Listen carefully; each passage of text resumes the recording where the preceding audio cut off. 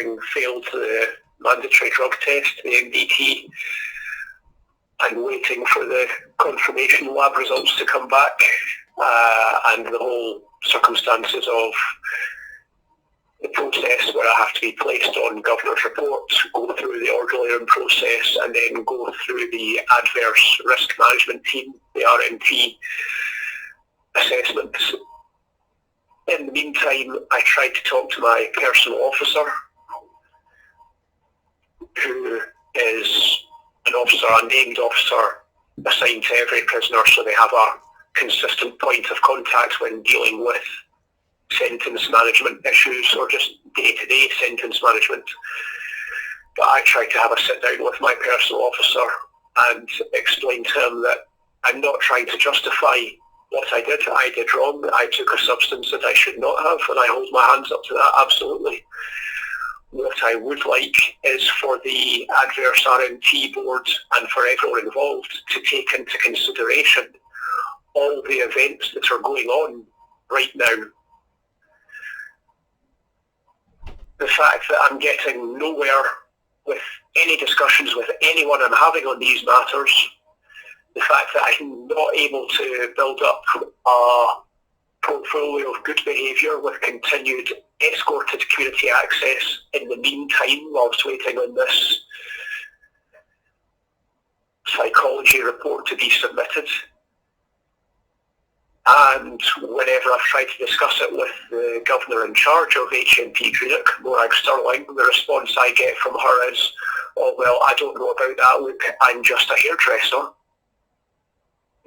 I asked my personal officer, what am I meant to do?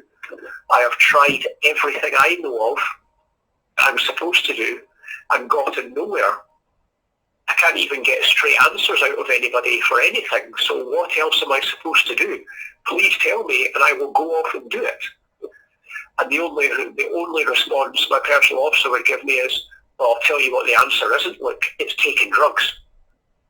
And I said to him, well, I know that. I know I did wrong. I'm not trying to deny that in any way. I'm asking what the answer is. What am I supposed to do? And then he hit out again, you're not supposed to take drugs, look. And I was like, we've gone over this. I understand that. I did wrong, yes. But please tell me what I am meant to do. What other avenues can I go down? There's no denying that I've been getting screwed around here. I mean, when the deputy governor can't give me a straight answer to what my risk level is, and the governor in charge is claiming to only be a hairdresser, what else have I got? Where can I go? And the only response was, well, you shouldn't be taking drugs. So I'm asking for advice. I'm asking for help on what I'm meant to be doing. The personal officer's just basically sticking the boot in. That's it. That's what he's taking the opportunities to do. It's not only that. When I pointed out that in comparison to the other staff in Criswell, both he and his job-sharing counterpart, even when added together as a single entity, at best, I would say they're in less than half the shifts that the other staff are in, and that's shifts working in Criswell House, because it doesn't matter, a lot of the time they've been on shift covering empty posts in other halls or other areas of the jail, and that's no good to me. I can't discuss matters with them when they're elsewhere in the jail. They've got to be on shift working in Criswell. His response to me at that point was, well, you can go and talk to other flat staff about these matters. And I pointed out that given that this is in relation to sentence management issues, the only thing I get told from other staff is that's a matter you have to discuss with your personal officer. So we end up back at my personal officers. And that's when he decided to stick the boot in even further and going, and I've just been told to start your paperwork again, look for progression, which I've got a pretty damn good idea he hasn't been told that, because that would have been mentioned to me by the hall manager. And given that the constant responses are that nothing will go ahead until this report is back in. That's why I'm not even getting escorted community access anymore. I strongly suspect that that was just another attempt to kick the alarm down, which, coming from a personal officer who's supposed to be the person who not only just consistently deals with a specific prisoner's paperwork, they're also meant to be a point of support as well, where necessary and where appropriate. So to be taking just any opportunity they can to stick the boot in, I think is an absolute disgrace, especially when that person is in the process of asking for help and explaining that the whole reason that they took drugs was a bit of escapism because they are struggling to cope with what's going on. So I'm now in a position where I'm having to consider asking for a change of personal officer, but that runs the risk of, well, the request itself could just be flat out refused. But beyond that, it can leave for feelings of a grudge in officers that I've effectively made complaints against one without using the word complaint. By asking for a change of personal officer, you're saying that there is an issue with one of them. And there tends to be a closing of ranks when a prisoner makes a complaint against an officer or an SPS individual. So you run up against that. But not only that, I have to then take into consideration that I would have to ask another officer if they would be willing to be my personal officer. And given that it is well known, the ridiculous levels of complexity and unnecessary complexity that's involved in my sentence management, it's very likely that on top of their other caseloads, they wouldn't take me on. So I'm left in a catch-22 position where I'm damned if I do and damned if I don't. Stick with my current personal officers who I have two because they're on job sharing, so they're alternating shifts. But that means I've got double the work when it comes to them because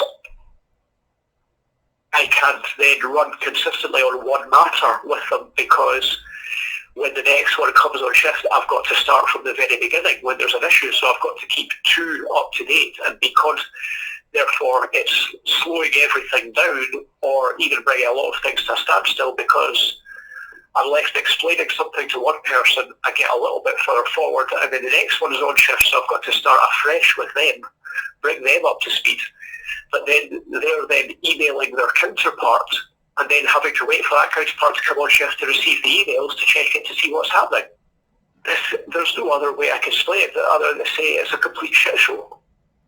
Sorry for the language, but it is. You know, that's what it comes down to. And I think when I've been asking for help and asking at this point, fair enough, I should have asked sooner. But given my experiences, it's just the complete lack of accessibility to my personal officers on top of everything else. I would challenge anyone to reasonably blame me for not seeking help before now on these things when I've gotten nowhere, when I've been pointing out the illegitimacy of what's been going on and I've been getting nothing other than a sore head from banging it up against a brick wall. As it stands, where I am right now is I'm in limbo. I don't know what's going to happen to me with the results of this drug test. I don't know if the prison is going to leave me within Criswell or move me to A Hall for 3 months as a punishment and then decide whether to bring me back or to then kick me back to shops. I have no idea of the outcome of any of this. And to be perfectly honest, if I end up going over to A Hall, whether it's for 3 months or 1 month, I'm going to end up just going back to shots anyway, because I am really struggling with the way I'm being treated here. It's completely out of order. It doesn't just border on abuse, it is flat out plain abuse. Abuse of me, abuse of process, abuse in every sense of the word. And it's being carried out not only by the police involved in MAPA, by community-based social work, who, just as a little insight into their attitudes on things, when I asked my community-based social worker, Adam Fuller, if he saw any issues that he had concerns with in regards to my management, whether he would raise them or not, he looked me in the eye and said no, he wouldn't raise them if he had any concerns. So I can't even approach any form of social work. So my feelings are that I am on the verge of just actually requesting to be moved back to closed conditions just to make this abuse stop. And that should be inconceivable. I mean, it's extremely unlikely that I would ever be released directly from closed conditions. I would have to go through the semi-open, or as it's being named here, Criswell House is not the national top end, it's the national dead end. This is a semi-closed prison, not a semi-open prison. But I am genuinely considering a move back to closed conditions just to make all this stop. That's where I'm at with these things. I mean, it's even been commented to me by other prisoners the amount of weight I'm losing right now, because with the stress I'm just not eating. I don't feel hungry. And I hadn't really noticed it myself, but it's been a few guys have now pulled me aside and saying, listen, look, are you all right? Because we're worried about how much weight you're losing. And they've also commented that no staff, or they asked at first, well, has any of the staff actually made any comments to you about this? They went, well, actually, no, they've not. And the prisoners were quite shocked at how they're more concerned about my well-being apparently than the staff are. The staff haven't been asking whether how I'm doing with all this and commenting on the fact that I've apparently lost a dramatic amount of weight. That just shows, again, to put it bluntly, how little they give a shit about people in this place. I mean, guys had come up with a new address. It was Criswell House, National Dead End at HNP Gates Closed, semi-closed conditions, because that's what it is. And when staff spotted that on the notice board, it was very quickly instructed for prisoners to remove it. I have absolutely lost more hope in Greenock, in my 2 years in Greenock, than I did in the 12 years in shops. There's no doubt about that. I mean, it has been made perfectly clear to me that this prison, the majority of management and a significant number of regular staff are going to do everything they can to make it all but impossible for me to progress through. And then they're going so far as to gaslight you about it by going, no, that's just you thinking negatively. No, we're doing everything we can to help you. And I mean, back when I was first informed by the Governor, Morag Sterling, that I was being taken off movement because of this so-called deep file case review that's not going on, my first words to her, and she noted it in the minutes of the discussion, that this was just a time-wasting exercise, and I was assured that that was just paranoia. Well, here we are, nearly 12 full months down the line. I'm being told that this report is supposed to be submitted soon, and that it's going to be made up of, well, there's nothing to address whatsoever. Well, it turns out I wasn't paranoid at all, was I? I was right all along. And I was repeatedly questioned through. I have been repeatedly questioned through this entire process. Look, they're doing this for a reason. What are they going to find? Not, is there anything for them to find? What are they going to find? So we've got a presumption of guilt of something from the get-go, and that's coming from managers and staff within this prison. So, I mean, to say lost more hope, I mean, the way things are going here, I have lost all hope of being able to progress. And genuinely, if things are left alone to go the way they're going, I genuinely would not be surprised if I were still here in Criswell in 4 years' time. And given that you're only meant to spend at most 2 years in national top end, then 2 years in the open estate. I mean, there are already guys who have spent 5 years here.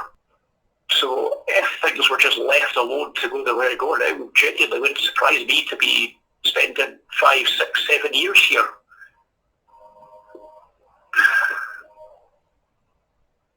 In terms of whether I could handle that, if it were going the way it's going just now, where